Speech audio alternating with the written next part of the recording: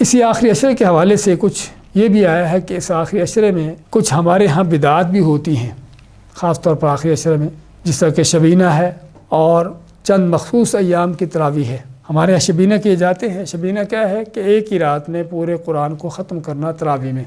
اور پھر ختم کرنے کا جو انداز ہے وہ بھی ہم دیکھتے ہیں کہ کس تیزی کے ساتھ قرآن کی تلاوت کی جاتی ہے کہ جو حقیقت میں اگر دیکھا جائے تو شاید ویسے ہی کہنے والا کہے کہ یہ قرآن کا مذاق اڑانا ہے، اس انداز سے قرآن کی تلاوت کرنا۔ اور حضرت عائشہ نے جب ایک آدمی کو دیکھا کہ وہ قرآن تیز پڑھ رہا تھا تو حضرت فرماتی ہیں احدن کحد الشعر، کیا شعروں کی طرح تم اس کو پڑھ رہے ہو؟ یعنی اللہ رب العالمین کا کلام ہے کہ جس کا ان کے ایک ادب اور تقاضا ہے، تو نہ کہ اس کو تیزی سے پڑھنا۔ تو بات کر رہے تھے کہ شبینوں کے اندر جو قرآن کو اس تیزی سے پڑھا جاتا ہے وہ بالکل سنت کے سراسر خلاف ہے۔ پھر شبینہ کے اندر یہ بھی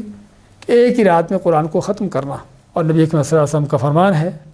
کہ جس نے 3 دن سے پہلے قرآن ختم کیا اس نے قرآن کو سمجھا ہی نہیں، اس نے قرآن کو سمجھا نہیں کہ قرآن کیا ہوتا ہے۔ تو اس لیے علماء فرماتے ہیں کہ 3 دن کے اندر قرآن ختم کرنا چاہیے۔ اگرچہ بعض علماء کا کہنا ہے کہ رمضان جیسے فضیلت کے اوقات میں اگر کوئی آدمی جلدی بھی اس کو ختم کر سکتا ہو تو کر سکتا ہے،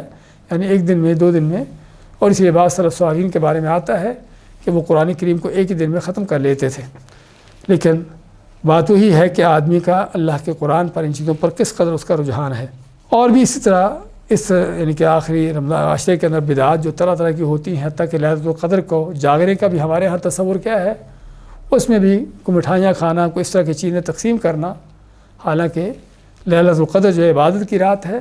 نہ کہ دنیا کے مزے اڑانے کی رات ہے۔